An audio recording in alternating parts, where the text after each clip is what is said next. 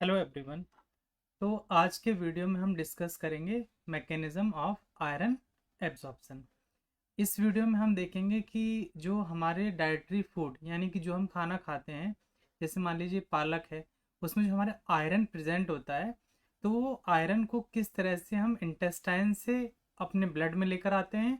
जैसे मान लीजिए इंटेस्टाइनल ल्यूमेन है, यहाँ से किस तरह से हम अपने ब्लड ब्लड में लेकर आए, यहाँ पर ब्लड है हमारा, और किस तरह से जो यहाँ पे ब्लड में जब ये आयरन आ गया उसके बाद में किस तरह से इसको सेल्स के पास में पहुंचाया जाएगा।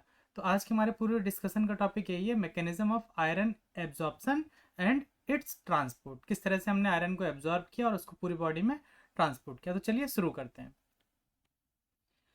इन adults the amount of iron lost from the body is relatively small. जो अडल्ट्स होते हैं उसमें जो आयरन का लॉस होता है बॉडी से, वो इस जो चाइल्ड बच्चे होते हैं या छोटे बच्चे होते हैं उनके कंपैरिजन में कम होता है। The losses are generally unregulated and total body store of iron are regulated by change in rate at which it is absorbed from the intestine। अब एक चीज़ ये समझ लीजिए कि होता क्या है कि जितना आयरन हमारी बॉडी से लॉस होता है उतना ही आयरन जो है वो हमारी इंटेस्टाइन से एब्जॉर्ब किया जा रहा है।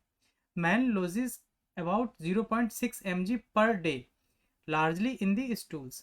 जो मैन होते हैं उसमें 0.6 mg पर डे का जो अमाउंट है वो मेनली स्टूल्स यानी कि जो फीकल मैटर होता है वहाँ उसके द्वारा बॉडी से रिलीज हो जाता है।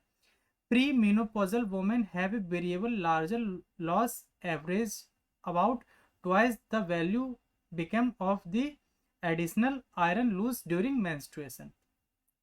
प्री मीनोपॉजल वुमेन, इसको जरा इस टर्म को समझ लीजिए। मीनोपॉज मतलब होता है कि वे फीमेल्स जिनमें मेंस्ट्रुअल साइकिल रुक जाती है। मेंस्ट्रुअल साइकिल में क्या होता है कि हर मंथ ओवरी से ओवम मैच्योर होकर के रिलीज किए जाते हैं जिसमें बहुत सारा ब्लड लॉस होता है। तो प्री मीनोपॉजल यानी कि वो वुमेन जिनमें अभी मीनोपॉज नहीं आया है यानी कि उनकी मेंस्ट्रुअल साइकिल चल रही है, उनमें जो ब्लड लॉस है उसका अमाउंट यानी कि जो आयरन लॉस है उसका अमाउंट जो है वो जो मैन में है उसका डबल होता है। तो यहाँ पर लिखा हुआ है ट्वाइस दिस वैल्यू यानी कि 0.6 का दुगना यानी कि 1.2 कर मान के चलिए mg पर डे।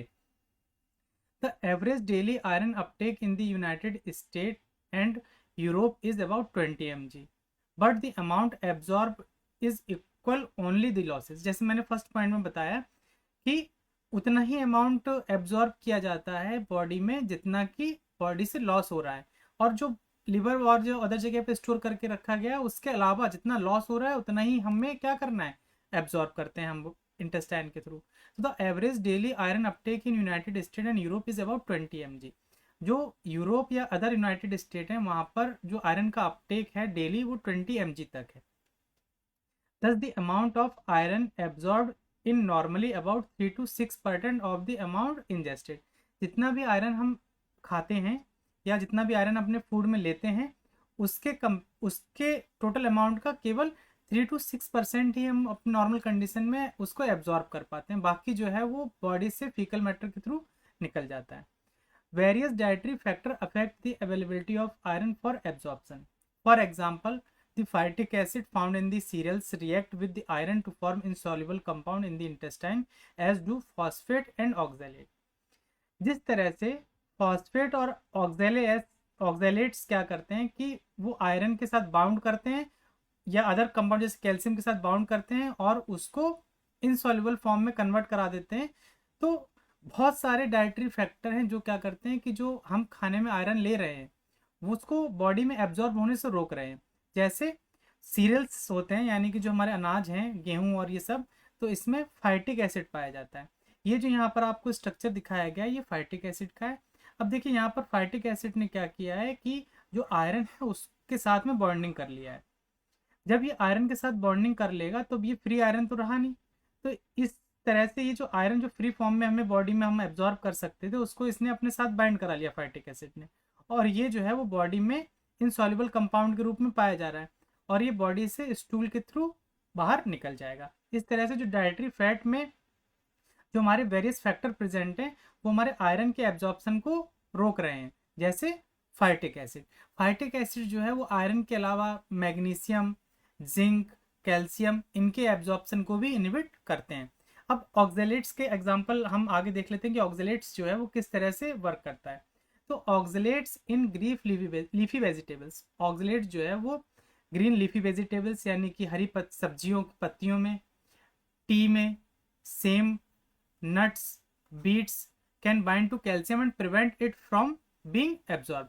जो ऑक्जेलेट्स होता है वो green leafy vegetables, tea, beans, nuts and beets इन सब में पाया जाता है और ये क्या करता है, कैल्शियम के साथ बाइंड करता है और इसके एब्जॉर्प्शन को रोक देता है। Most of iron in the diet is in the ferric acid, ferric form में, यानी कि जो हम डाइट में आयरन लेते हैं वो Fe3+ फॉर्म में होता है, whereas it is the ferrous form that is absorb, जबकि जो हम बॉडी में जो एब्जॉर्ब करके लेकर आते हैं वो Fe2+ फॉर्म में होता है। तो हमारे लिए ये एक चैलेंज ये है कि जो हम खाने में Fe3+ फॉर्म में आयरन जो ले रहे हैं लेकिन बॉडी हमारी एब्जॉर्ब कर रही है उसको Fe2+ फॉर्म में, तो किस तरह से Fe3+ को Fe2+ में कन्वर्ट करना, ये एक चैलेंज है। देखिए इसको कैसे दूर किया है ह्यूमन सिस्टम ने या इवोल्यूशन ने। तो Fe3+ reductase activity is associated with the iron transporter in the brush border of enterocyte. जो इंटेस्टाइन की जो सेल्स होती हैं उसको एंटीरोसाइट्स नाम दिया जा रहा है। जैसे यहाँ पर आप देखिए इस इमेज में, तो जो ये एंटीरोसाइट सेल का यहाँ पर एक पूरा स्ट्रक्चर बनाया गया है, ये आप चौकोर जो पूरा देख रहे हैं ये एंटीरोसाइट का क्या है, स्ट्रक्चर है। तो यहाँ पर ब्रस्ट बॉर्डर प्रेजेंट होते हैं, तो यहाँ पर आपका एक एंजाइम प्रेजेंट होता है जिसका नाम है Fe3+ रिडक्टेज। इसको शॉर्ट फॉर्म में DCYTB भी बोलते हैं। शॉर्ट फॉर्म में DCYTB का फुल फॉर्म होता है डिओडिनल साइटोक्रोम बी। डिओडिनल का डी ले लिया है, साइटोक्रोम का CYT ले लिया है और बी यहाँ पर लिया था। इस तरह से इसको फुल फॉर्म बना दिया है, शॉर्ट फॉर्म बना दिया है DYCTB। इसको दूसरा एक नाम और भी है जिसे हम लोग साइटोक्रोम बी रिडक्टेज 1 के नाम से भी जानते हैं। और ह्यूमन में जिस जीन द्वारा ये कोड किया जाता है Fe3+ रिडक्टेज, उस जीन को हम लोग नाम देते हैं C/VRD1 जीन। ठीक है, इतनी चीज आपको समझ में आ गई। अब एक चीज और समझ लीजिए कि DCYTB को सबसे पहले as a ferric reductase enzyme के रूप में आइडेंटिफाई किया गया था, और इसको आइडेंटिफाई किया गया था जो मैमल के डिओडिनल रीजन होता है इंटेस्टाइन का, वहां पर जहां पर ये डायट्री आयरन एब्जॉर्प्शन में हेल्प करता था। यहाँ पर ये क्या करता था, Fe3+ को रिड्यूस करता था Fe2+ में। नेक्स्ट पॉइंट देखते हैं, गैस्ट्रिक सेक्रीशन। गैस्ट्रिक यानी कि बात हो रही है स्टमक की। स्टमक के कुछ सेक्रीशंस होते हैं जो डिसॉल्व करते हैं iron and permit it to form soluble complexes. हमने यहाँ पर देखा था पीछे कि बहुत सारे डाइटरी फैक्टर्स होते हैं जो क्या करते हैं, आयरन के साथ बाइंड करते हैं और इनसॉल्युबल कंपाउंड बनाते हैं। तो ये इनसॉल्युबल कंपाउंड को डिसॉल्व करने के लिए हमारी जो बॉडी है वहां पर गैस्ट्रिक सेक्रीशंस जो होते हैं वो इनको डिसॉल्व करते हैं और परमिट करते हैं कि ये सॉल्युबल कॉम्प्लेक्सेस बनाए विद एस्कॉर्बिक एसिड। यानी कि जो गैस्ट्रिक सेक्रीशन है, gastric secretion plus ascorbic acid यानी कि विटामिन सी, इन दोनों का रोल है मिलकर के, ये दोनों मिलकर के जो इनसॉल्युबल कॉम्प्लेक्सेस थे उसको सॉल्युबल कॉम्प्लेक्सेस में कन्वर्ट करते हैं। गैस्ट्रिक सेक्रीशन प्लस जो हमारा विटामिन सी है, इसके अलावा कुछ और सब्सटेंसेस भी हैं जो इस काम में हेल्प करते हैं, जिसमें जो Fe3+ फॉर्म जो है वो Fe2+ में कन्वर्ट हो जाए और इजिली आसानी से बॉडी में एब्जॉर्ब कर ली जाए। नेक्स्ट पॉइंट देखिए, ये हमें कैसे पता चलेगा कि गैस्ट्रिक सेक्रीशन हेल्प कर रहे हैं आयरन एब्जॉर्प्शन में। तो देखा गया कि कुछ पेशेंट्स हैं जिसमें पार्शियल गैस्ट्रेक्टोटॉमी किया गया है। पार्शियल गैस्ट्रेक्टोटॉमी मतलब हुआ कि उनका जो लोअर स्टमक रीजन था उसको कट करके हटा दिया गया। तो जब लोअर रीजन को कट करके हटा दिया गया तो वहां पर गैस्ट्रिक सेक्रीशन प्रॉपर हो नहीं पाएगा। जब गैस्ट्रिक सेक्रीशन प्रॉपर नहीं हो पाएगा तो वो जो आयरन जो इनसॉल्युबल फॉर्म में प्रेजेंट था उसको सॉल्युबल फॉर्म में वो कन्वर्ट नहीं कर पाएंगे इंडिविजुअल। तो जब इनसॉल्युबल से सॉल्युबल में कन्वर्ट नहीं होगा तो वो बॉडी द्वारा एब्जॉर्ब नहीं हो पाएगा। तो इस कंडीशन में क्या होता है कि उनकी बॉडी में आयरन की कमी हो जाती है, और जब आयरन की कमी हो जाती है उस कंडीशन को हम लोग नाम देते हैं क्या, एनीमिया। तो इस तरह से देखा गया कि जो गैस्ट्रिक सेक्रीशन है वो अपना रोल प्ले करते हैं आयरन के एब्जॉर्प्शन में, वो उसको इनसॉल्युबल से सॉल्युबल फॉर्म में कन्वर्ट कराते हैं। इतनी चीज आपको समझ में आ गई है। चलिए आगे देखते हैं। अब देखिए ये पॉइंट हमने समझ लिया। फर्स्ट पॉइंट हमारा क्या था, ये हमारा इंटेस्टाइन का ल्यूमेन, ये ल्यूमेन है हमारा इंटेस्टाइन का। जब आपने जो भी न्यूट्रिएंट लिए उसमें आयरन था, वो आपके Fe3+ फॉर्म में प्रेजेंट था, वो आपके ल्यूमेन में आ गया। अब आपके पास चैलेंज एक ये है कि आप इस Fe3+ को डायरेक्ट एब्जॉर्ब नहीं कर सकते। इसके लिए हमने क्या किया, Fe3+ को Fe2+ में कन्वर्ट कर दिया with the help of DCYTB, duodenal cytochrome B के द्वारा। इसको कन्वर्ट कर दिया Fe2+ में, और इसको इनसॉल्युबल, अभी ये पहले जो Fe3+ है ये किसी और के साथ में बाइंड था, फाइटिक एसिड या अदर चीज़ों के साथ बाइंड था, तो इसको रिलीज कराने, इनसॉल्युबल से सॉल्युबल में कन्वर्ट करने का काम किया था हमारा गैस्ट्रिक सेक्रीशन प्लस जो हमारा विटामिन सी है उसने। इतनी चीज़ आपको समझ में आ गई। अब जो Fe3+ से हमने Fe2+ कन्वर्ट कर दिया गया, इस Fe2+ को बॉडी हमारी एब्जॉर्ब करती है इंटेस्टाइनल ल्यूमेन से। तो Fe2+ is transported into the enterocytes. ये जो यहाँ पर जो सेल का स्ट्रक्चर बना के दिखाया गया है, ये हमारी एंटीरोसाइट सेल्स है, by the apical membrane iron transporter DMT1। तो देखिए, जो एंटीरोसाइट्स है यहाँ पर ल्यूमिनल फेज की तरफ एक ट्रांसपोर्टर प्रेजेंट है जिसका नाम है DMT1। देखिए यहाँ पर आप देख पा रहे हैं DMT1 है, और ये आपका ल्यूमेन है, और ये आपकी एपिकल सरफेस है, और इस तरफ आपका मेंशन है बेजोलेटरल सरफेस। जो ब्लड वेसल्स की तरफ सरफेस होती है उसे हम लोग नाम दे दिए हैं क्या, बेजोलेटरल सरफेस। तो जो आपकी एपिकल सरफेस है, यहाँ पर आपका ट्रांसपोर्टर प्रेजेंट है जिसका नाम है DMT1। सबसे पहले समझिए क्या हुआ, जो भी आपने खाना खाया उसमें आयरन था। मान लीजिए वेजिटेरियन है तो उसमें पालक था, पालक में आयरन था, तो वो Fe3+ फॉर्म में प्रेजेंट होता है। तो सबसे पहले Fe3+ को Fe2+ में कन्वर्ट करना होगा, जो करने का काम करता है DCYTB एंजाइम।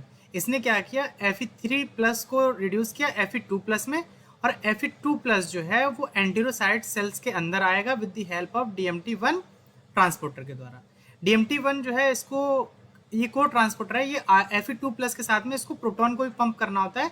तो प्रोटॉन और Fe2+ दोनों एक साथ जो है वो एंटीरोसाइट्स के अंदर आते हैं। ठीक है, ट्रांसपोर्टर कितने तरह के होते हैं ये सब हम डिस्कस करेंगे जब हम सेल बायोलॉजी में ट्रांसपोर्टेशन वाला टॉपिक पढ़ेंगे। अभी आप इतना समझ लीजिए कि DMT1 के थ्रू Fe2+ और प्रोटॉन दोनों एक साथ जो है वो एंटीरोसाइट्स के अंदर आते हैं।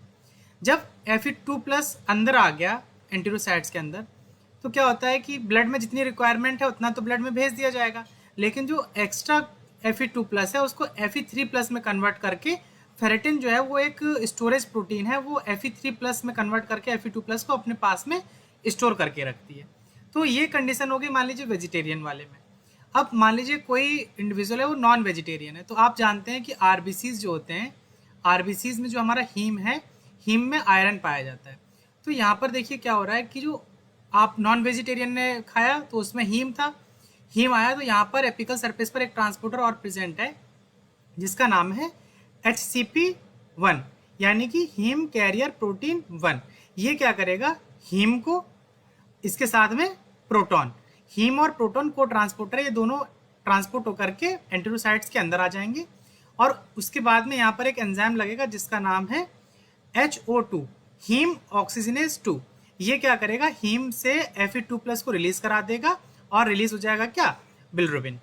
जो Fe2+ है, फिर से वही दो कंडीशन, अगर बॉडी को रिक्वायरमेंट है तो ये ब्लड में भेज दिया जाएगा यहाँ पर, और बॉडी में अगर एक्सेस है तो ये फेरेटिन प्रोटीन द्वारा स्टोर कर लिया जाएगा।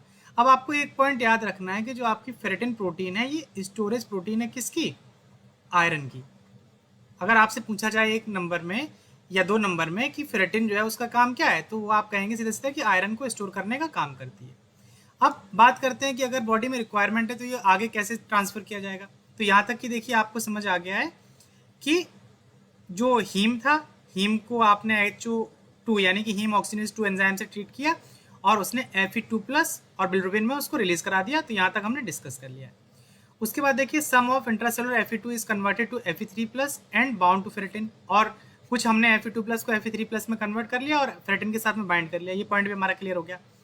नेक्स्ट पॉइंट में बोला गया है the rest bind of the basolateral Fe2+ transporter ferroportin and is transported to interstitial fluid, यानी कि इसको हम बोल सकते हैं कि जो ECM वाला रीजन है वहां पर रिलीज कर दिया जाएगा।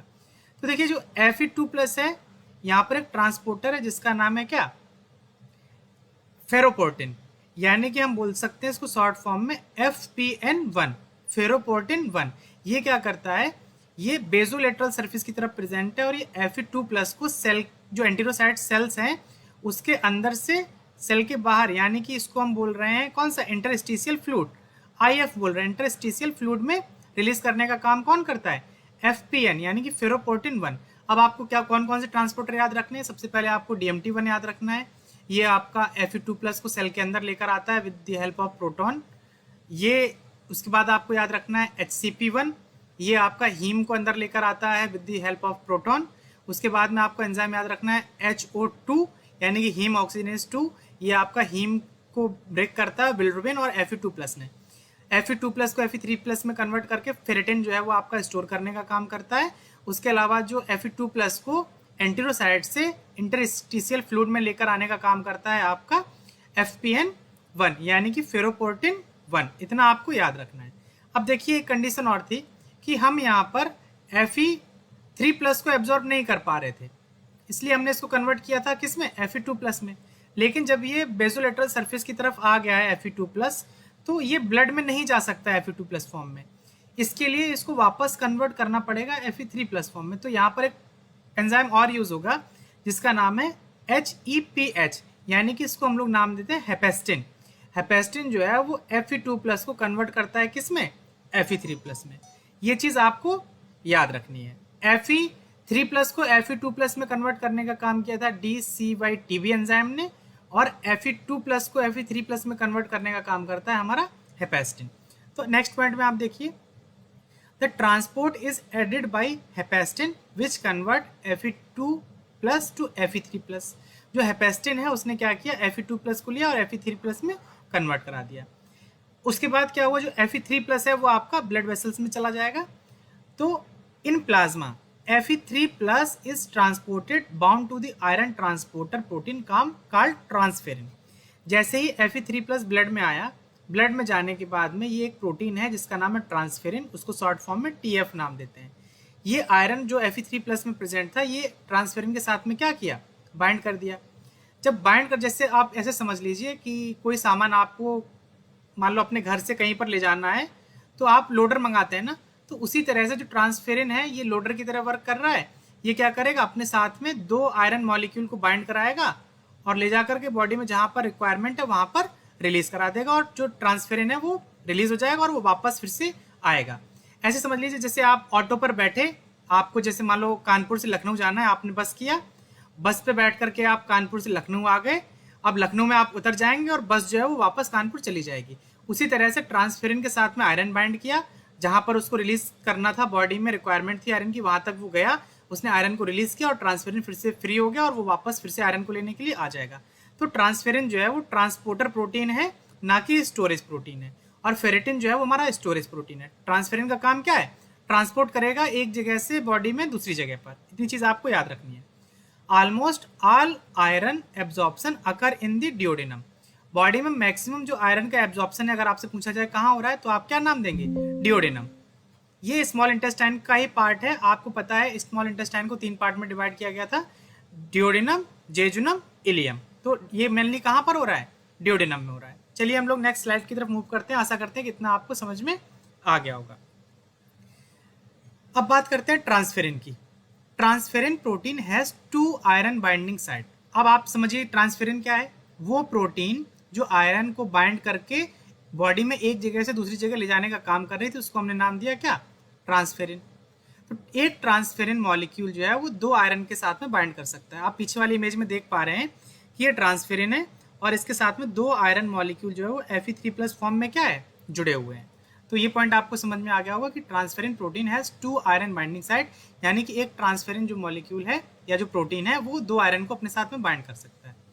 Normally transferrin is about 35% saturated with iron and the normal plasma iron level is about 130 microgram पर DL, और इसको हम अगर माइक्रोमोलर में कन्वर्ट करें तो 23 माइक्रोमोलर पर लीटर इन मैन।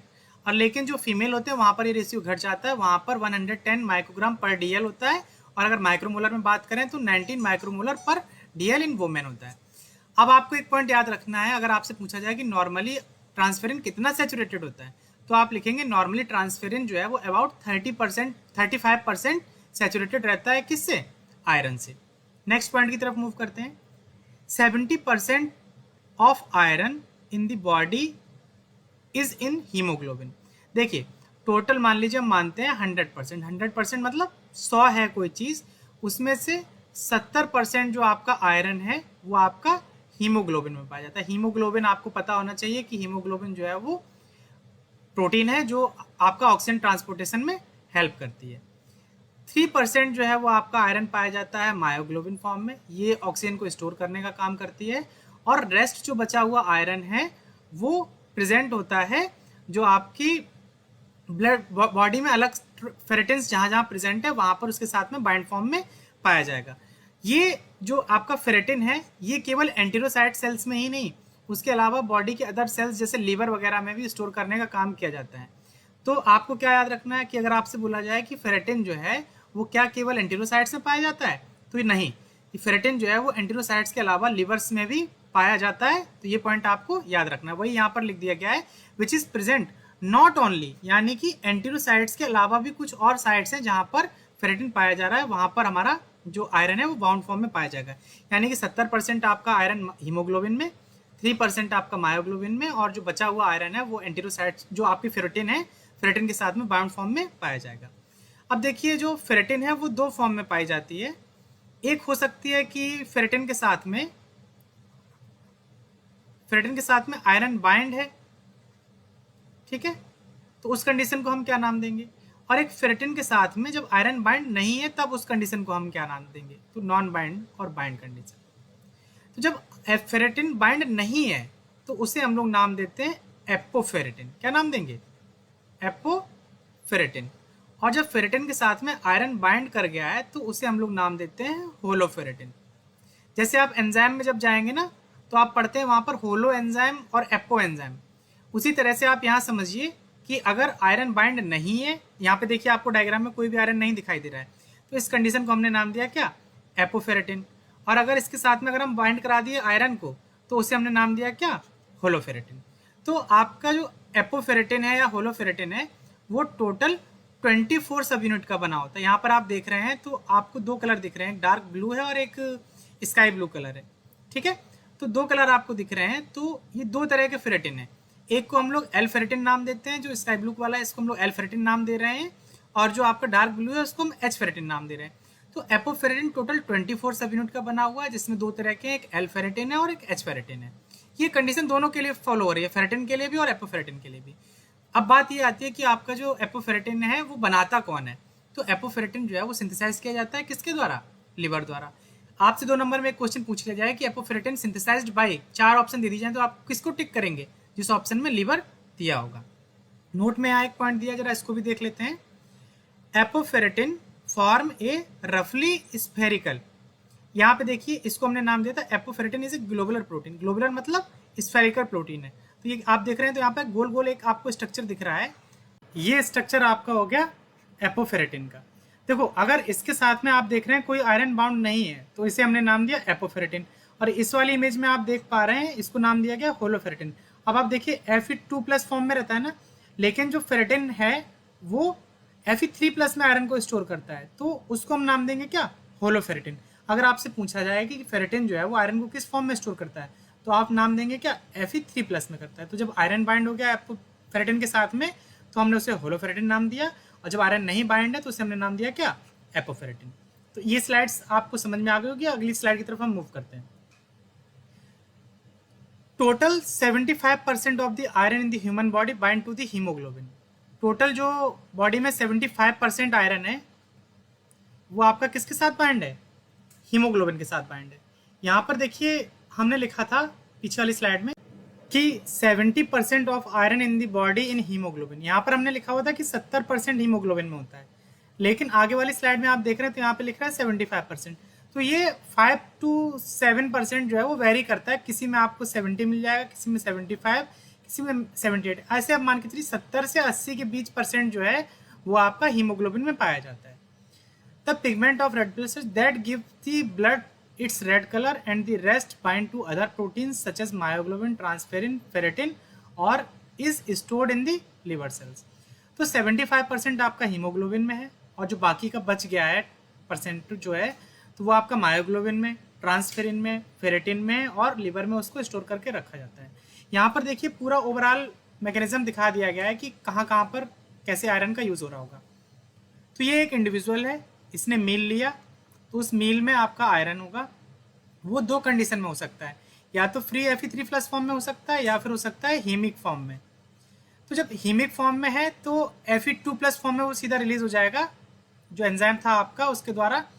लेकिन अगर वो आपका अदर फॉर्म में है, Fe3+ में है, तो उसको DCYTB एंजाइम से उसको Fe2+ में कन्वर्ट करना होता था, वो हमने देखा था लास्ट टाइम। उसके बाद जब आपने ये इंजेस्ट किया फूड के साथ में, उसके बाद ये आपका आएगा इंटेस्टाइन में। तो iron absorption in small intestine maximum कहाँ पर होता है? ड्यूडेनम रीजन में होता है। जब वहाँ पर जो आपकी सेल्स हैं उनको हम लोग नाम दिया क्या? एंटेरोसाइट्स। तो दो कंडीशन है, या तो वो Fe2+ में है तो डायरेक्ट हीम ट्रांसपोर्टर के थ्रू आपका हीम चला जाएगा और यहाँ पर जो पीछे एंजाइम लग रहा था ये HO2 यानी कि हीम ऑक्सीनेज 2, ये उसको कन्वर्ट कर देगा Fe2+ में। यहाँ से डायरेक्ट हीम लिया गया और हीम को कन्वर्ट कर दिया गया किस में? HO2 एंजाइम द्वारा Fe2+ में। तो वही चीज़ यहाँ पर इन्होंने शॉर्ट में कर दिया है कि हीम ट्रांसपोर्टर के थ्रू ये अंदर आ गया आयरन। दूसरी कंडीशन हो सकती है आपकी Fe3+ वाली, इसको पहले DCYTB यानी कि ड्यूडेनल साइटोक्रोम बी द्वारा Fe2+ में कन्वर्ट किया जाएगा, उसके बाद ये DMT1 एंजाइम द्वारा अंदर आ जाएगा। ये अंदर जब आ गया तो उसके पास दो फेट है, या तो ये फेरेटिन के साथ स्टोर हो सकता है या फिर क्या किया जाएगा, इसको फेरोपोर्टिन ट्रांसपोर्टर द्वारा बॉडी से बाहर ले आए, यानी कि जो बॉडी से बाहर नहीं, एंटेरोसाइट सेल से बाहर ले आए बेसोलेटरल सर्फेस की तरफ। यहाँ पर आपकी कौन सर्फेस है? बेसोलेटरल। जब ये बेसोलेटरल सर्फेस पर आ गया तो इसको ब्लड में ले जाना है। ब्लड में लेकिन जाता है हमारा Fe3+ फॉर्म में, लेकिन यहाँ पर हमारा आयरन किस फॉर्म में? Fe2+ में। तो इसको Fe3+ में कन्वर्ट करने का काम करता है हेपेस्टिन। हेपेस्टिन Fe2+ फॉर्म को Fe3+ में कन्वर्ट करता है, उसके बाद ये ब्लड में चला जाएगा और ब्लड में ये बाइंड करेगा ट्रांसफेरिन प्रोटीन के साथ में। तो एक ट्रांसफेरिन प्रोटीन जो है वो दो आयरन को कैरी करती है, तो एक ट्रांसफेरिन के साथ में दो आयरन मॉलिक्यूल बाइंड कर जाते हैं। ट्रांसफेरिन फिर उसके बाद में इनको अलग अलग जगह ले जा सकता है, जैसे अगर उसे स्टोर करना हुआ तो लिवर में ले जाएगा, या फिर हो सकता है कि बॉडी के अदर टिश्यूज में ले जाए। और आपको पता है कि आरबीसीज की सिंथेसिस जो है वो हमारी कहाँ पर होती है? बोन मैरो में होती है। तो बहुत सारा ट्रांसफेरिन जो है वो आयरन को लेकर के बोन मैरो में जाता है। ये जो आपका हेपेसिडिन वाला क्या रोल है ये अभी हम आगे डिस्कस करेंगे। अभी आप इतना जो मैंने बताया उतना आप समझ लीजिए। अब देखिए जो आपका ट्रांसफेरिन कैसे वर्क कर रहा है उस पर जरा हम देखते हैं। तो ट्रांसफेरिन का क्या काम था? आयरन ट्रांसपोर्टिंग प्रोटीन थी, यानी कि एक जगह आयरन के साथ बाइंड करेगा ट्रांसफेरिन और दूसरी जगह जहाँ पर उसकी टारगेट साइट है वहाँ पर ले जाकर के रिलीज कर देगा। तो ट्रांसफेरिन को जो रिसीव करने वाले आते हैं रिसेप्टर, उनका नाम है ट्रांसफेरिन रिसेप्टर। और जब आयरन के साथ में बाइंड जो प्रोटीन है उसको हमने नाम दिया क्या? फेरोट्रांसफोरिन। क्या नाम दिया? फेरोट्रांसफेरिन। और जब ट्रांसफेरिन आयरन के साथ नहीं बाइंड है तो उसे हम लोग नाम देते हैं क्या? एपोट्रांसफेरिन। ऐसी कंडीशन आपने कहाँ देखी है? अभी हमने देखा था फेरेटिन के साथ में। अगर आपका फेरेटिन के साथ में आयरन नहीं बाइंड है तो आपने उसको नाम दिया था एपोफेरेटिन, ठीक है। और जब आयरन बाइंड हो गया था तो उसे आपने नाम दिया था क्या? होलोफेरेटिन। उसी तरह से ट्रांसफेरिन के साथ में अगर आपका ट्रांसफेरिन के साथ आयरन बाइंड है तो उसको फेरोट्रांसफेरिन नाम दिया, और अगर आयरन बाइंड नहीं है तो उसे हमने एपोट्रांसफेरिन नाम दिया। ये पॉइंट आपको समझ में आ गया होगा। अब जिस सेल को या जिस ऑर्गन में आयरन की रिक्वायरमेंट है तो उसकी सरफेस पर जो ट्रांसफेरिन प्रोटीन है, ट्रांसफेरिन प्रोटीन के रिसेप्टर प्रेजेंट होते हैं। तो ये आप देख पा रहे हैं ब्लू कलर से, ये ट्रांसफेरिन का रिसेप्टर लगा हुआ है। फेरोट्रांसफेरिन यानी कि आयरन बाउंड ट्रांसफेरिन आएगा, इस रिसेप्टर के साथ बाइंड करेगा। जैसे ही इस रिसेप्टर के साथ फेरोट्रांसफेरिन बाइंड किया वैसे ही इस रिसेप्टर को सेल का प्लाज्मा मेम्ब्रेन इन्वेजिनेट करेगी और इसको सेल के अंदर ले आ जाएगा। अब हम जब वेसिकल फॉर्मेशन देखेंगे सेल बायोलॉजी में तो वहाँ बताएंगे, तो क्लेथरिन कोटेड वेसिकल बनती है। यहाँ पर बाहर की तरफ इस वेसिकल के कौन सा कोट है? क्लेथरिन कोट है, इसलिए इसे नाम दिया गया क्या? Clathrin coated. जब ये अंदर आ गया सेल के अंदर, उसके बाद क्या किया जाएगा कि जो ये बना है एंडोसोम, इसका पीएच जो है वो डिक्रीज किया जाएगा। यहाँ सरफेस पर आप देख रहे हैं एक्सटीरियर पीएच जो है वो 7 के अराउंड है, लेकिन जब ये वेसिकल बनकर अंदर आएगा उसके बाद इसका पीएच जो है वो डिक्रीज किया जाएगा 5 तक। और पीएच डिक्रीज करने के लिए यहाँ पे क्या है? ट्रांसपोर्टर प्रेजेंट है जो पोटेशियम प्रोटॉन को क्या करेंगे? सेल के अंदर पंप करेंगे। जैसे सेल के अंदर प्रोटॉन का लेवल बढ़ने लगेगा, यहाँ का जो पीएच है वो डिक्रीज करने लगेगा। जैसे ही पीएच डिक्रीज करता है, ट्रांसफेरिन के साथ में जो आयरन बाइंड है, यहाँ पर आप देख पा रहे हैं ट्रांसफेरिन प्रोटीन के साथ में 2 आयरन मॉलिक्यूल बाइंड है। ये आयरन मॉलिक्यूल देखिए डिसोसिएट हो गए। 2 ट्रांसफेरिन थे यहाँ पर प्रोटीन, एक ये है एक ये है, तो एक करता है 2 को, यानी कि 2 करेंगे कितने को, 4 को। तो आप देख रहे हैं 1 2 3 4 ट्रांसफेरिन जो है वो यहाँ पर आपके जो आपके आयरन है, 4 आयरन मॉलिक्यूल ट्रांसफेरिन से क्या हो गए, रिलीज हो गए। इनको फिर क्या किया जाएगा, सेल के बाहर आपके साइटोप्लाज्म में ले आया जाएगा। अब देखिए होता क्या है, जैसे मैंने एग्जांपल दिया था आपको कि कानपुर से आपको लखनऊ आना है, तो आप बस में बैठ कर आए, उसके बाद आपने क्या किया, लखनऊ में बस वाले को बंधक बना लिया कि हम तुमको जाने नहीं देंगे, अब तुमको यहीं हमारे साथ ज़िंदगी बितानी पड़ेगी। तो ऐसा सीन नहीं है। ट्रांसफेरिन रिसेप्टर के साथ में ट्रांसफेरिन प्रोटीन जो है वो बाइंड की थी। ट्रांसफेरिन का क्या काम था कि आयरन को बॉडी के अलग अलग पार्ट से लेकर आना और जहाँ पर रिक्वायरमेंट है वहाँ पर छोड़ देना। यहाँ पर देखिए ट्रांसफेरिन लेकर आया था, इसने यहाँ पर आयरन को रिलीज कर दिया। अब ट्रांसफेरिन को वापस जाना होगा, तो ट्रांसफेरिन जो है धीरे धीरे क्या होगा, जो इनका एंडोसोम था उसका पीएच इंक्रीज करेगा। यहाँ पर 5 था, पीएच इंक्रीज किया 6, और ये इस तरह से वेसिकल पर जाकर के, जैसे पीएच इंक्रीज करने लगेगा वेसिकल पर जाकर के फ्यूज हो जाएगा। जैसे ही फ्यूज होगा वेसिकल पर, तब इसका पीएच जो है यहाँ पर रहेगा कितना, 7। यानी कि अगर आपसे क्वेश्चन पूछा जाए कि transferrin protein iron bound form में है, जो वो ट्रांसफेरिन रिसेप्टर के साथ किस पीएच पर बाइंड करती है, तो पीएच बाइंड करती है 7 के आसपास। ठीक है। अगर आपसे पूछा जाए कि फेरो ट्रांसफेरिन से आयरन किस पीएच पर रिलीज करता है, तो वो रिलीज होता है एसिडिक पीएच पर, यानी कि पीएच 5 के अराउंड ट्रांसफेरिन प्रोटीन से जो आपका आयरन है वो रिलीज हो जाएगा। और आपसे पूछा जाए कि रिसेप्टर से ट्रांसफेरिन किस पीएच पर डिसोसिएट होता है विदाउट आयरन बाइंड ट्रांसफेरिन, तो वो आपका रिलीज हो जाता है पीएच 7 पर। यानी कि अगर रिसेप्टर के साथ में ट्रांसफेरिन बाइंड है जिसके साथ में आयरन बाइंड नहीं है, तो वो पीएच 7 पर रिसेप्टर से डिसोसिएट हो जाएगा। तो आपको ये 3 पॉइंट याद रखने हैं कि फेरो ट्रांसफेरिन कब रिसेप्टर से बाइंड करेगा, किस पीएच पर, आयरन किस पीएच पर रिलीज करेगा, और रिसेप्टर से आपका जो ट्रांसफेरिन एपोट्रांसफेरिन है वो किस पीएच पर रिलीज करता है। तो आपको ये चीज याद रखनी है। तो हमने ये देख लिया रिसेप्टर रिसाइकलिंग किसकी, ट्रांसफेरिन रिसेप्टर की। तो इसको एक लाइन में बोला जाए कि हमने पढ़ा ट्रांसफेरिन रिसेप्टर रिसाइकलिंग, किस तरह से ट्रांसफेरिन रिसेप्टर जो है वो रिसाइकिल हुए। चलिए हम आगे बढ़ते हैं। तो जो पीछे पॉइंट था पीएच डिक्रीज वाला, उसको जरा आप यहां पर समझ लीजिए। ट्रांसफेरिन है, ट्रांसफेरिन अपने साथ 2 आयरन मॉलिक्यूल को बाइंड कर सकता है। ठीक है। तो जो बाइंडिंग आपकी हो रही है ट्रांसफेरिन की, वो आपकी हो रही है किस पर, पीएच 7.4, यानी कि जो आपका नॉर्मल पीएच होता है उस पर आपकी बाइंडिंग हो रही है। तो यहाँ पर देखिए आपका एक ट्रांसफेरिन के 2 बाइंडिंग साइट हैं, तो एक ये बाइंडिंग साइट है, एक ये बाइंडिंग साइट है। तो एक ट्रांसफेरिन के साथ में 2 आयरन आपके क्या कर गए, बाइंड कर गए। और 2 आयरन अभी कैसे हैं, फ्री फॉर्म में। यहाँ पर टोटल 4 थे, 4 में से 2 बाइंड कर गए, 2 फ्री फॉर्म में। ठीक है, इतनी चीज़ आपको समझ में आ गई। अब आपको क्या करना है, ट्रांसफेरिन से अगर आयरन को रिलीज कराना है तो आपको पीएच को डिक्रीज करना पड़ेगा। तो पीएच आपको 4.8 यानी 5 के अराउंड ले जाना पड़ेगा। जैसे ही पीएच 5 पर पहुंचेगा, वैसे ही जो आपकी एंडोसोम है उसमें ट्रांसपोर्टर है प्रोटॉन के, ये प्रोटॉन को अंदर पंप करेंगे, जिसकी वजह से इसका टेम्परेचर जो आपका पीएच है वो डिक्रीज कर जाएगा। जैसे ही पीएच डिक्रीज करेगा, वैसे ट्रांसफेरिन से जो आपके आयरन मॉलिक्यूल है वो क्या हो जाएंगे, रिलीज हो जाएंगे।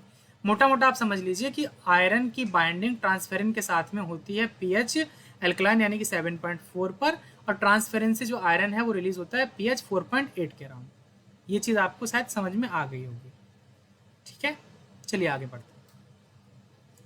अब हम बात करते हैं कि कुछ डिसऑर्डर हैं उनके बारे में, कि आयरन जब ज़्यादा एब्जॉर्ब होने लगेगा तब कौन से डिसऑर्डर होंगे, और आयरन अगर कम एब्जॉर्ब होगा तो कौन से डिसऑर्डर होंगे।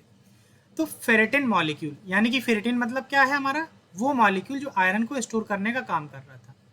इन लाइसोसोम मेम्ब्रेन्स में aggregate and deposit that contain as much as 50% iron.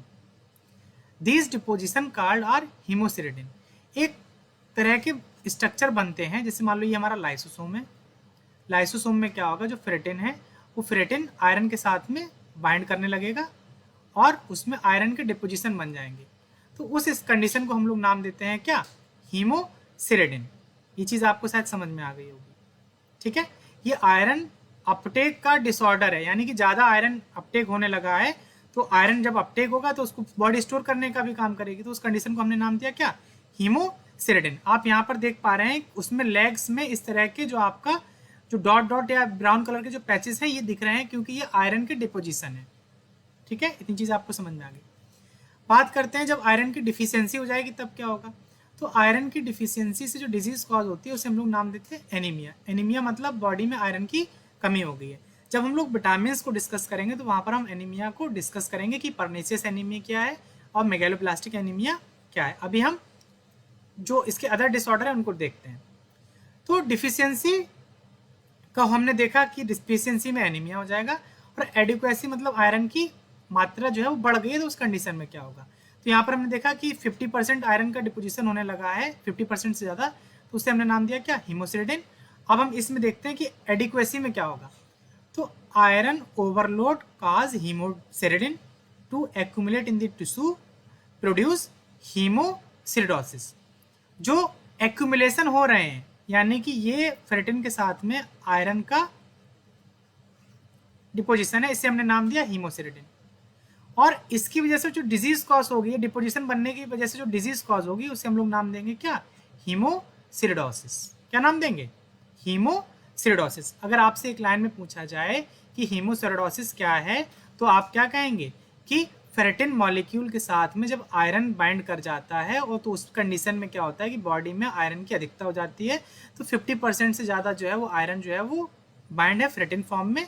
तो इस कंडीशन में एक डिजीज हो जाती है जिसे हम लोग नाम देते हैं क्या, हीमोसिरिडोसिस। और जो आयरन का फेरेटिन के साथ में जो कंपोजिशन बन रहा है उसे हम लोग नाम दे रहे हैं क्या, हीमोसिरेडिन। नेक्स्ट पॉइंट देखते हैं। तो large amount of hemosiderin can damage tissue. अगर हीमोसिरेडिन का नंबर बढ़ने लगेगा तो वो क्या करेगा, टिश्यू को डैमेज करेगा। Such as seen in the common genetic disorder of haemochromatosis. अब देखिए जो ये हीमोसिरेडिन कंडीशन है ये जेनेटिक नहीं है, मतलब एक जनरेशन से दूसरी जनरेशन में नहीं जा रही है, ये मेटाबॉलिक डिसऑर्डर है। हीमोसिरेडिन का फॉर्मेशन कैसा है, मेटाबॉलिक डिसऑर्डर है। लेकिन जो हीमोक्रोमेटोसिस है ये आपका जेनेटिक डिसऑर्डर है। तो जब हीमोसिरेडिन आपका जब बन जाएगा तो उसमें ऐसी कंडीशन दिखाई देती है जैसा कि एक जेनेटिक डिसऑर्डर, एक डिजीज है हीमोक्रोमेटोसिस, उसमें दिखाई देती है। तो आप समझ पा रहे हैं कि हीमोसिरेडिन जो है वो मेटाबॉलिक डिसऑर्डर है और हीमोक्रोमेटोसिस जो है वो आपका जेनेटिक डिसऑर्डर है। इतनी चीज़ आपको समझ में आ गई होगी। This syndrome is characterised by pigmentation of skin. Pigmentation मतलब आपको जैसे यहाँ पर पिगमेंट दिख रहे हैं ना स्किन पर, इसी तरह के पिगमेंटेशन दिखाई देंगे। पिगमेंटेशन आपको दिखाई देगा। दूसरा आपको दिखाई देगा पैनक्रियाज आपकी डैमेज होने लगेगी। जब पैनक्रियाज से ही हमारा डायबिटीज़, जो पैनक्रियाज की बीटा सेल्स होती हैं वो इंसुलिन रिलीज करती हैं, तो उस कंडीशन में डायबिटीज़ होने के चांस भी बढ़ जाते हैं। तो हीमोक्रोमेटोसिस की वजह से जो डायबिटीज़ होती है उसे हम लोग नाम देते हैं क्या, ब्रॉन्ज डायबिटीज़। तो आपसे एक लाइन में पूछा जाए कि ब्रॉन्ज डायबिटीज़ क्या है, तो बोलोगे कि हीमोक्रोमेटोसिस की वजह से डिजीज कॉज हो रही है या जो डायबिटीज़ कॉज हो रही है उसे हम लोग नाम देते हैं क्या, bronze diabetes. Cirrhosis of liver. Cirrhosis मतलब लीवर का गलने लगना। A high incidence of hepatic carcinoma and gonadal atrophy. तो इसमें गोनेडल एट्रोफी के चांस भी बढ़ जाते हैं और ऐसा माना जाता है कि जो हेपेटिक कार्सिनोमा है उसके चांसेस भी बढ़ जाते हैं। तो ये आपका हीमोक्रोमेटोसिस के या जो सिंड्रोम है इसके क्या क्या करैक्टर है वो हमने यहाँ पर डिस्कस कर लिया है। ठीक है, अब हम देखते हैं कि जो हीमोक्रोमेटोसिस है वो कितने तरह का हो सकता है। ठीक है, यानी कि हीमोसिरोडोसिस हम समझ गए, आयरन का डिपोजिशन हो रहा है, उसे हमने नाम दिया हीमोसिरेडिन, और उसकी वजह से जो डिजीज कॉज हो रही है, जो सिम्टम आ रहा है उसे हमने हीमोसिरोडोसिस नाम दिया। दूसरा था हीमोक्रोमेटोसिस जो जेनेटिक डिसऑर्डर था, ये दो तरह का हो सकता है, उसको हम डिस्कस करने चल रहे हैं। तो पहला है हमारा हेरिडिटरी। ये हमारा कैसा है, हेरिडिटरी, जो एक जनरेशन से दूसरी जनरेशन में ट्रांसफर होगा। और दूसरा है हमारा एक्वायर्ड, जो आप अपने जो लाइफ एक्टिविटीज़ हैं उसके द्वारा आप उसको गेन कर सकते हैं, जो अच्छा नहीं है। ठीक है, तो एक हो गया हमारा एक्वायर्ड, जो हम अपने रोज़मर्रा की ज़िंदगी में जो गलतियां करते हैं, जो मेटाबॉलिक डिसऑर्डर उसकी वजह से हो जाते हैं। ठीक है, दूसरा आपका है हेरिडिटरी, जो आपका जिसमें कोई रोल नहीं है, जो आपको पेरेंट्स से मिल रहे हैं। तो पहले हम बात करते हैं हेरिडिटरी के बारे में।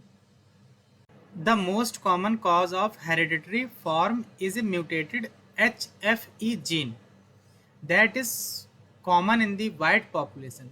अब देखिए जो आपका हीमोक्रोमेटोसिस जो है ये दो तरह से हो रही थी, एक हेरिडिटरी था दूसरा एक्वायर्ड था।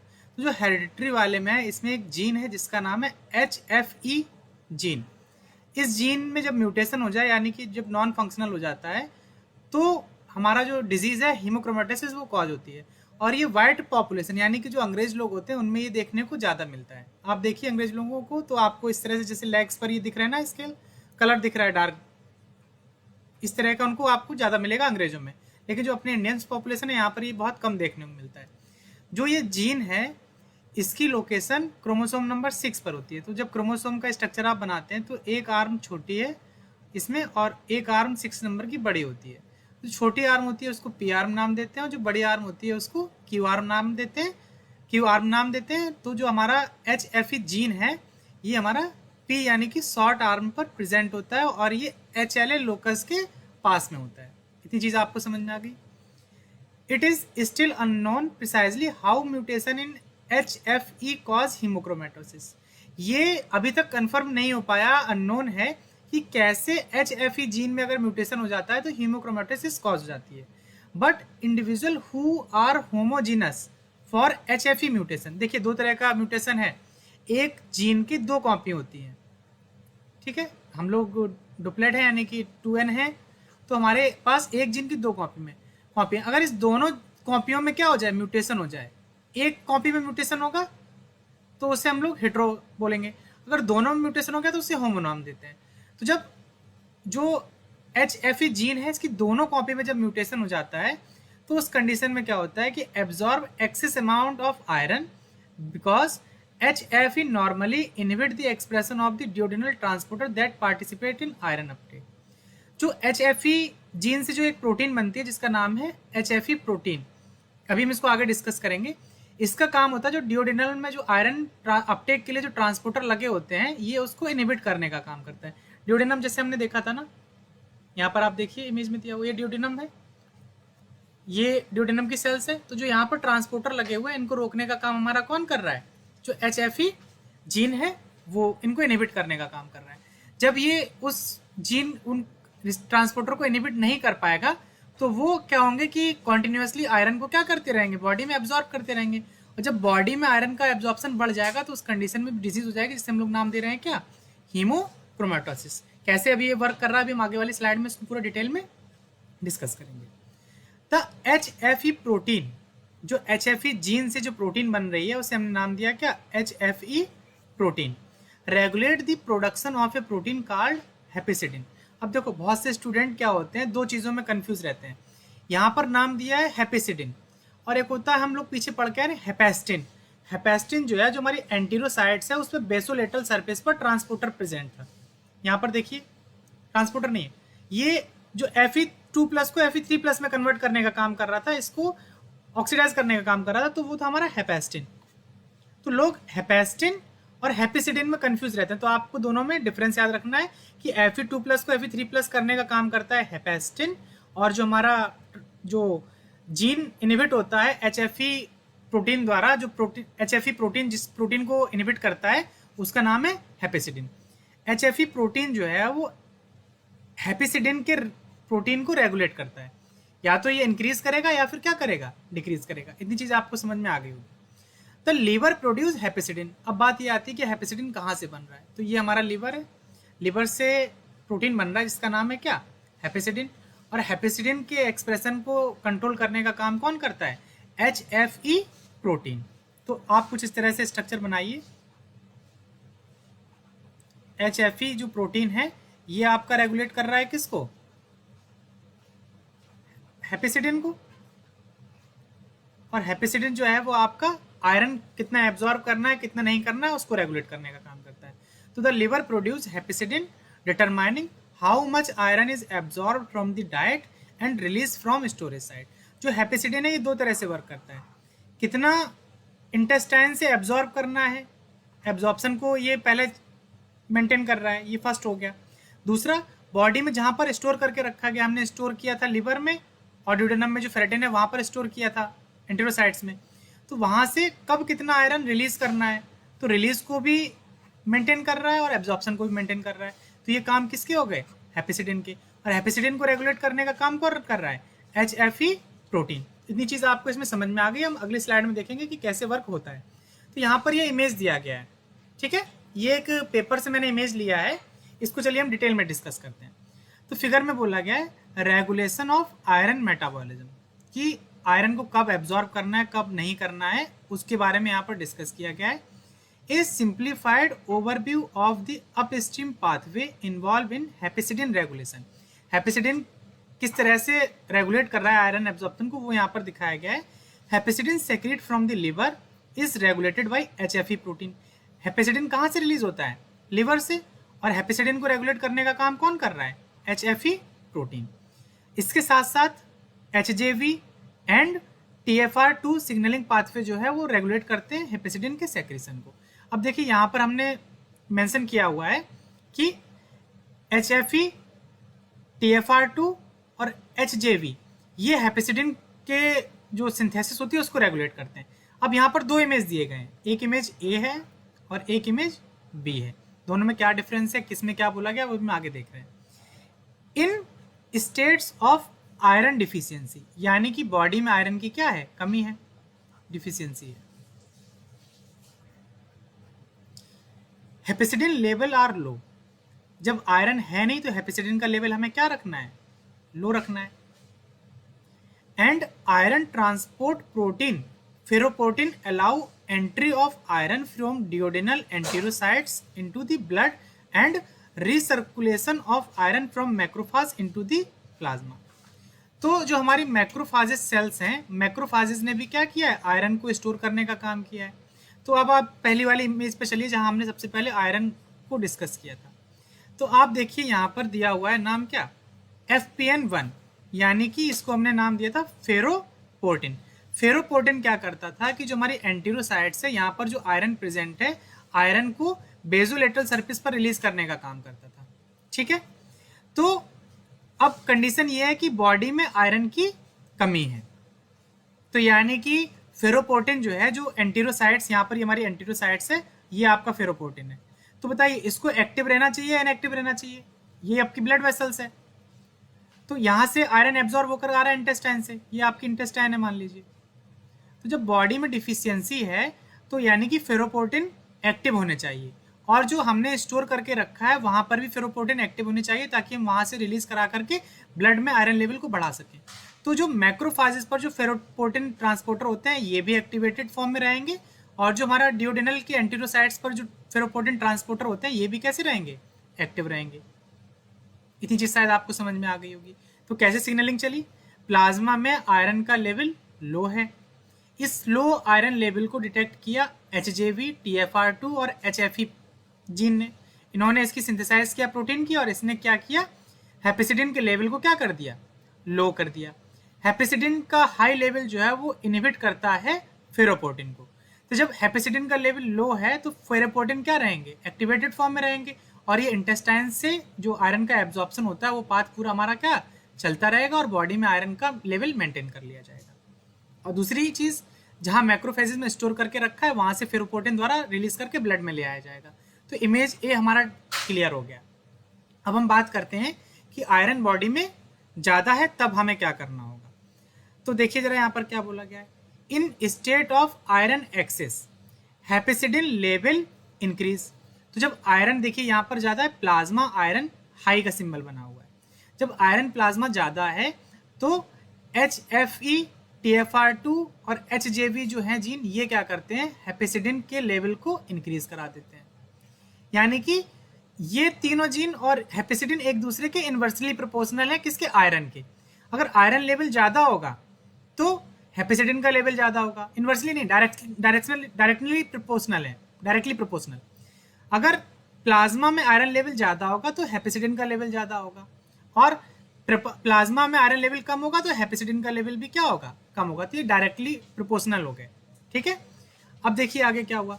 जब आयरन लेवल ज्यादा है तो ये जीन क्या करेंगे? हेपेसिडिन के लेवल को इंक्रीज कर देंगे, और हेपेसिडिन जो है वो हमारा इनहिबिटर है किसका? फेरोपोर्टिन का। आपको आसान भाषाओं में याद रखना है, हेपेसिडिन इनहिबिट फेरोपोर्टिन। अब इसके बाद अगर आपने ट्रांसपोर्टेशन वाला पोर्शन अच्छे से रिवीजन किया हुआ है या पढ़ा हुआ है तो आप समझ जाएंगे कि हेपेसिडिन का लेवल कब बढ़ेगा और कब घटेगा। अगर आयरन ज़्यादा है तो इसका लेवल बढ़ेगा और ये इसको इनहिबिट कर देगा, जिससे आयरन एब्जॉर्प्शन रुक जाएगा। अगर आयरन का लेवल कम है तो हेपेसिडिन का लेवल भी कम रहेगा, ये कम रहेगा तो यानी कि ये एक्टिवेटेड रहेंगे और आयरन को एब्जॉर्ब किया जाएगा। ये 3 पॉइंट आपको याद रखने। तो जब हेपेसिडिन का लेवल बढ़ा, इसने फेरोपोटेन को इनहिबिट कर दिया। जब यहाँ इनहिबिट कर दिया तो इंटेस्टाइन से आने वाला जो ब्लड में आयरन है ये भी रुक जाएगा, और जहाँ बॉडी में स्टोर जगह पर आयरन है वो भी रुक जाएगा। ये हो गई बात हमारी नॉर्मल कंडीशन की, कि नॉर्मल कंडीशन में क्या होता है, कैसे HFE जीन जो है वो आयरन को रेगुलेट करता है।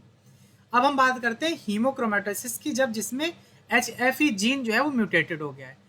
ठीक है, तो यहां तक हमने देखा कि in state of iron excess, hepcidin level increase and this promote the internalization and degradation of ferroportin and result in decreased iron absorption from gut and decreased release of macrophages। यहाँ तक हो गया।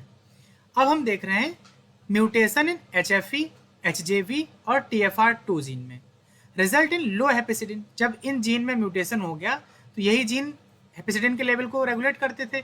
जब डिफिशियंसी थी तो इन्होंने level को कम रखा था, और जब एक्सेस थी तो हेपेसिडिन के लेवल को बढ़ाया था। अब ये म्यूटेशन हो गया तो इस हेपेसिडिन के लेवल को रेगुलेट करने वाला कोई बचा ही नहीं। तो उस कंडीशन में क्या होगा, हेपेसिडिन का लेवल क्या हो जाएगा, लो हो जाएगा। तो low hepcidin level despite high iron level and inappropriate continue transport of iron into the plasma. तो जब ये रेगुलेशन नहीं खत्म हो गया तो हेपेसिडिन का लेवल क्या हो गया, लो हो गया।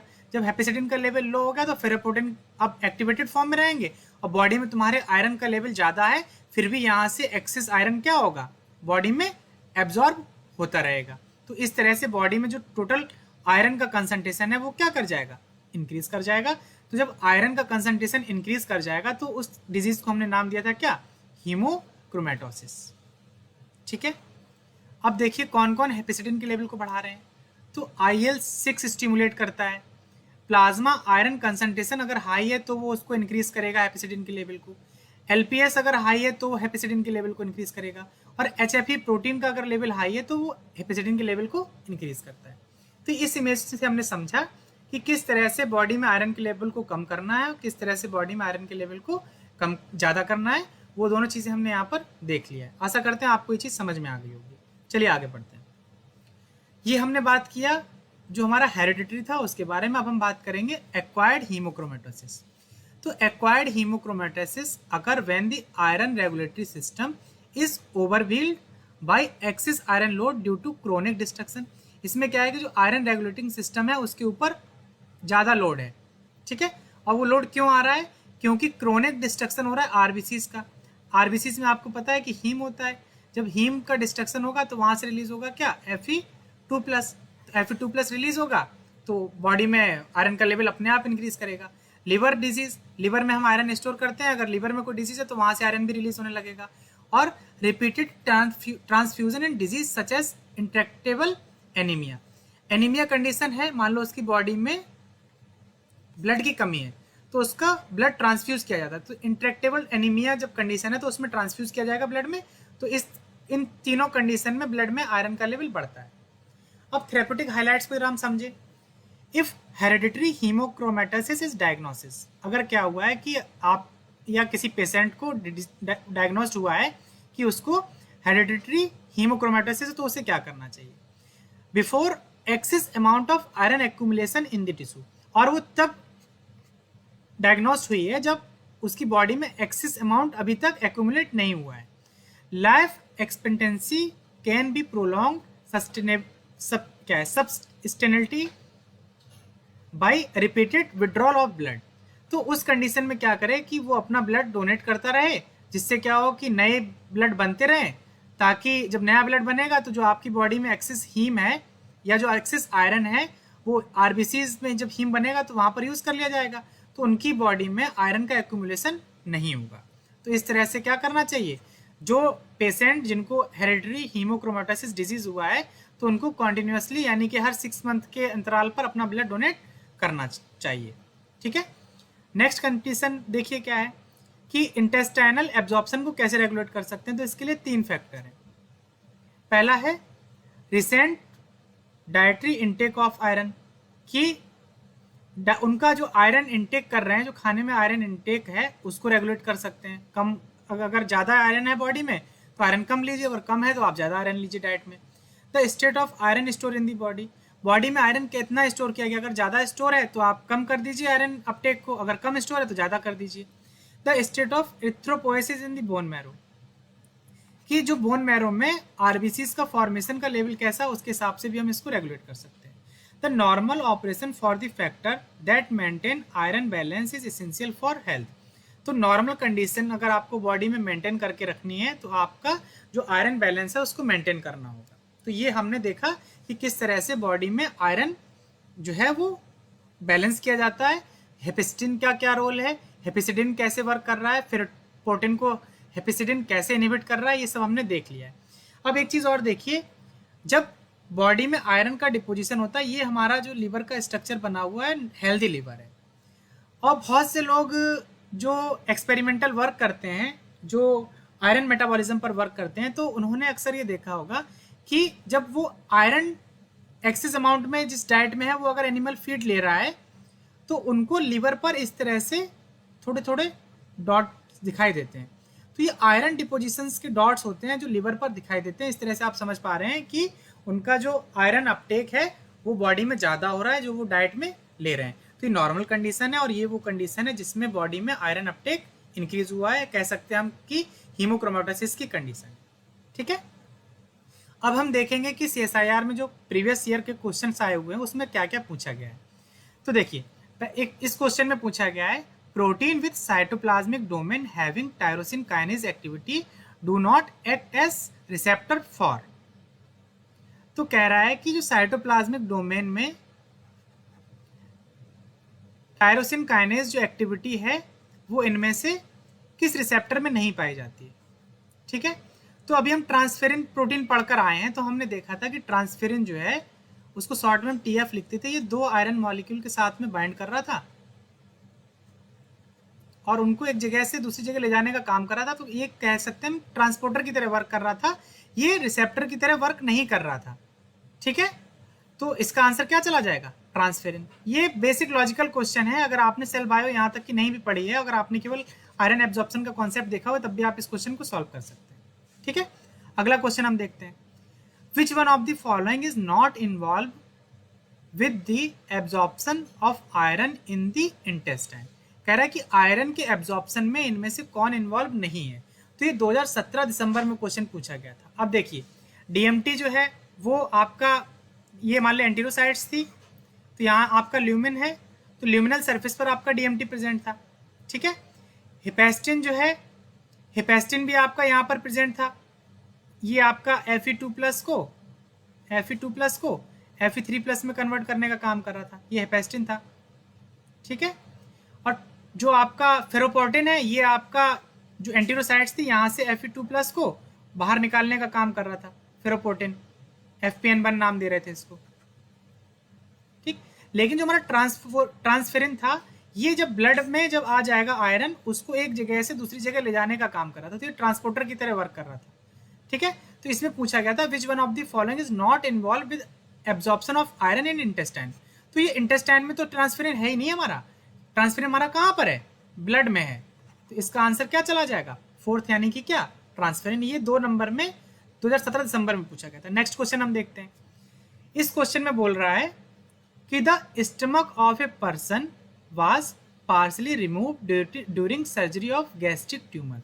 यानी कि एक इंडिविजुअल है, ठीक है, उसके स्टमक में क्या हो गया, ट्यूमर। ये स्टमक बनाया, आप समझ पा रहे हैं, मेरी थोड़ी ड्राइंग अच्छी नहीं है।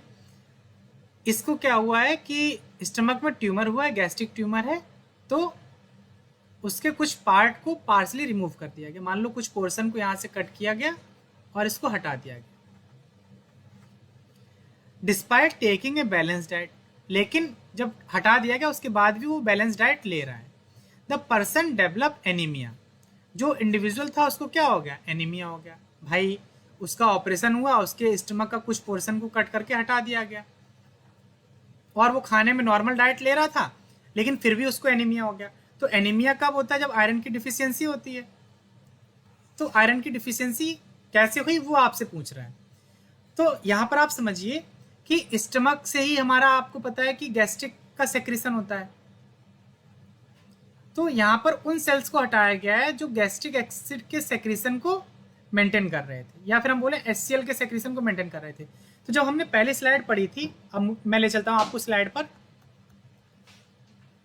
यहाँ पर देखिए, यहाँ पर लिखा हुआ है gastric acid secretion dissolve the iron and permit to form soluble complex, जिसकी वजह से वो आसानी से बॉडी में क्या हो सके, एब्जॉर्ब हो सके। तो गैस्ट्रिक एसिड सेक्रेशन हमें चाहिए आयरन को एब्जॉर्ब करने के लिए, तो यानी कि यहाँ से वो वाला पार्ट रिमूव किया गया है स्टमक का जो गैस्ट्रिक सेक्रेशन को बनाता था। ठीक है, तो ये हमने बैकग्राउंड समझ लिया। अब हम क्वेश्चन को ऑप्शन से मैच कराते हैं कि ये कंडीशन क्यों हो रही होगी। तो कह रहा है lower gastric secretion inhibit folic acid absorption, तो फोलिक एसिड का तो कोई रोल ही नहीं है। Protein digestion was disrupted in partial gastrectomy, तो भाई आयरन एब्जॉर्प्शन की बात हो रही है तो प्रोटीन की तो कोई बात ही नहीं हो रही, यानी कि बी ऑप्शन जिसमें है वो आप काट दीजिए, इसमें भी है और इसमें भी है। Lower HCl secretion from stomach reduce iron absorption, तो हाँ ये हमारा पॉइंट थोड़ा ठीक है, यानी कि सी हमारा ऑप्शन कैसा है, करेक्ट है। Lower secretion of intrinsic protein factor from stomach reduce vitamin B absorption, तो एनीमिया एक तरह का और होता है, दो तरह का एनीमिया हम पढ़ेंगे, तो एक एनीमिया में विटामिन बी की वजह से भी होता है, तो हमारा डी ऑप्शन भी क्या है, करेक्ट है। ठीक है, पहला और दूसरा ऑप्शन हमारा इनकरेक्ट है, लेकिन एनीमिया एक तरह का और है जो अभी हमने यहाँ पे डिस्कस नहीं किया है, तो उसके हिसाब से आप देख रहे हैं कि पहला ऑप्शन तो देखो हमने इनकरेक्ट कर दिया, फोलिक एसिड का कोई रोल नहीं था वहां पर, इस वजह से हमारा पहला ऑप्शन क्या है, गलत है। आयरन एब्जॉर्प्शन में हमने फॉलिक एसिड का रोल कहीं पर भी नहीं देखा है, तो हमारा ए ऑप्शन गलत हो गया, बी गलत हो गया। आप देखो ए भी जिसमें जा रहा है, यानी कि इसमें ए जा रहा था, बी जा रहा था, बी इसमें जा रहा है, ए इसमें जा रहा है, तो हमारा थर्ड ऑप्शन जो है वो हमारा करेक्ट है। इस तरह से आपको क्वेश्चंस को पिक करना है, निगेटिव को एलिमिनेट करना है। ठीक है, चलिए मूव करते हैं नेक्स्ट क्वेश्चन की तरफ। ये क्वेश्चन जो है वो आपका इवनिंग शिफ्ट में 2022 में पूछा गया था। ठीक है, इस क्वेश्चन में कह रहा है iron deficiency is a common problem in human world wide जो है वो आयरन डिफिशियंसी जो है वो एक कॉमन प्रॉब्लम है। The homeostasis of iron in the body is maintain using various protein, यहाँ पर आपके प्रोटीन के नाम दिए हुए हैं और उनके फंक्शन दिए हुए हैं वाई कॉलम में। ठीक है, अब आप ऑप्शन देखिए, आपने फेरेटिन भी सुना हुआ है कि ये आयरन को स्टोर करने का काम करता है, फेरोपोर्टिन जो है वो वेजुलेटर सरफेस की तरफ आयरन को रिलीज करने का काम करता है एंटेरोसाइट से, ट्रांसफेरिन जो है वो ब्लड में आयरन को ट्रांसपोर्ट करने का काम करता है, और हेपेसिडिन था जो आपका वो आपका रेगुलेशन करने का काम करता था। ठीक है, अब यहाँ पर आप कॉलम मैच कराइए, तो सबसे पहले आप देखिए फेरेटिन जो है वो आयरन बाइंडिंग प्रोटीन थी, कहाँ पर, जो एंटेरोसाइट सेल्स थी, सेल के अंदर थी आयरन बाइंडिंग प्रोटीन। तो आप देखिए हाइपोक्सिया की कोई बात नहीं हुई, प्लाज्मा मतलब ब्लड में आयरन को बाइंड करने का काम कौन करता था, ब्लड में आपका आयरन बाइंड करता था ट्रांसफेरिन के साथ में, तो ट्रांसफेरिन का हो गया सेकंड। अब हमें इंट्रासेलुलर वाला देखना है, तो इंट्रा म्यूकोसल यानी कि म्यूकोसा सेल के अंदर आयरन बाइंडिंग, तो यानी कि हमारा फेरेटिन का चला जाएगा क्या, ए का थर्ड, ठीक है, सी का सेकंड। अब आप ए का थर्ड सी का सेकंड मैच कराइए, ए का थर्ड इसमें नहीं जा रहा है तो ये हमारा ऑप्शन नहीं जाएगा, ए का थर्ड इसमें जा रहा है तो ये हो सकता है ये हमारा ऑप्शन हो, ए का थर्ड इसमें भी नहीं जा रहा है, ए का थर्ड इसमें भी नहीं जा रहा है। अब हम श्योर है कि हमारा सेकंड ऑप्शन जाएगा, हम फिर भी लेकिन इसको कंफर्म करेंगे। अब देखिए फेरोपोर्टिन का रोल क्या था कि यहाँ पर फेरोपोर्टिन प्रेजेंट था, ये इस सेल से आयरन को बाहर ले जाने का काम कर रहा था, FPN1, तो iron leaves mucosal cell through it, तो मान लीजिए अगर ये म्यूकोसा सेल है तो यहाँ से आयरन रिलीज करके बाहर जा रहा था, तो बी का हो गया कौन सा, फोर्थ, बी का फोर्थ इसमें भी दिख रहा है, तो यानी कि हमारा सेकंड ऑप्शन जो है वो करेक्ट है। ये क्वेश्चन 4 नंबर के लिए पूछा गया था सी सेक्शन में। तो इस इमेज में भी आप देख पा रहे हैं कि यहाँ पर देखिए FPN1 ये इकलौता ऐसा है, फेरोपोर्टिन नाम है इसका, जो सेल के अंदर से आयरन को बाहर लेकर जा रहा है। तो इस तरह से आपने देखा कि आपने क्वेश्चन सॉल्व कर लिया है। तो आज के इस वीडियो में हमने देख लिया कि किस तरह से आयरन को बॉडी में एब्जॉर्ब किया जाता है जो डाइटरी फूड के साथ में आता है, उसके अलावा कैसे उसको ट्रांसपोर्ट करते हैं, रिसेप्टर कौन कौन आयरन को लेकर जाते हैं ब्लड में, रिसेप्टर की रिसाइकलिंग कैसे होती है, और आयरन के रिसेप्टर कौन है, ट्रांसफेरिन क्या है, एपोफेरेटिन क्या है, ये सब हमने आज की वीडियो में देख लिया। अगर ये वीडियो आपको समझ में आया हो और अच्छा लगा हो तो आप इस वीडियो को लाइक करिए और अभी तक अगर आपने चैनल को सब्सक्राइब नहीं किया हो, चैनल को सब्सक्राइब कर लीजिए ताकि आने वाले वीडियोस की नोटिफिकेशन आपको मिलते रहें। इसी प्रकार और अधिक जानकारी के लिए हमारे साथ जुड़े रहिए और हमारे आप टेलीग्राम ग्रुप को ज्वाइन कर सकते हैं। वहाँ पर अगर आपको कोई भी परेशानी है तो आप वहाँ पर जा कर के डिस्कस कर सकते हैं। नेक्स्ट वीडियो में मिलेंगे जल्द ही, तब तक के लिए धन्यवाद।